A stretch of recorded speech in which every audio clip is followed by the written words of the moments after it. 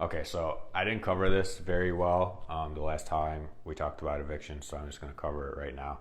Is pretty much what happens after you get a judgment in your favor to evict tenant, right? Are they automatically out?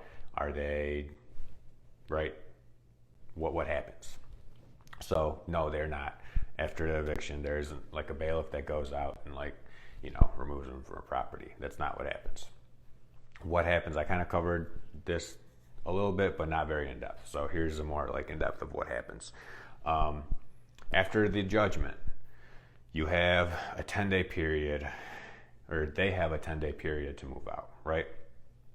48 hours before that 10-day period is up, you can post a letter on the door saying that you will be entering to ascertain abandonment, right? So what that is saying is on that 10-day mark, you will be going to check to see if that person has moved out, or persons or whoever is in there has moved out or not, right?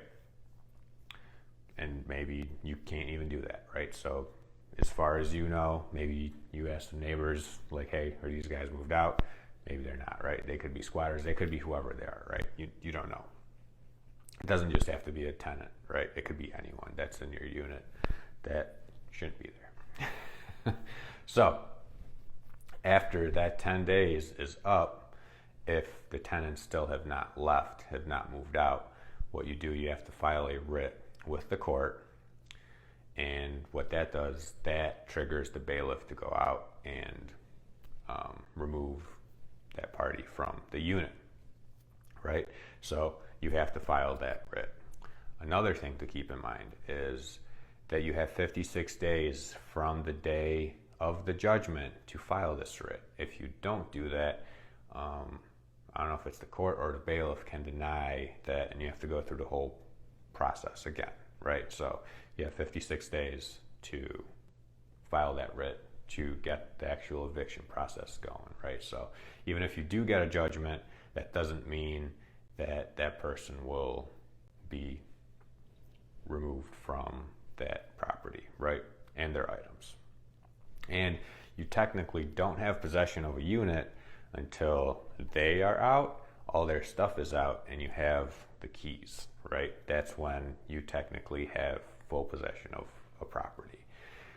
Again, another super important part, not only with the 30-day notice or anything else, is you should not collect any monies from that tenant anytime at all. It's during this whole process, right? Because doing that could hinder your eviction process, right? So pretty much as soon as you start it, you just got to not collect anything, right?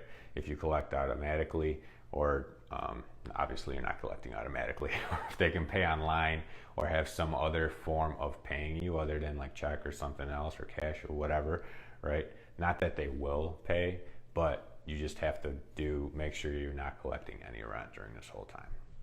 So I hope this video helped and kind of helped clear it up some more, or audio if you're listening to it somewhere else. But I hope this helped. And if you have any questions, feel free to reach out, and I'll be glad to help you with anything I can. So have a good one.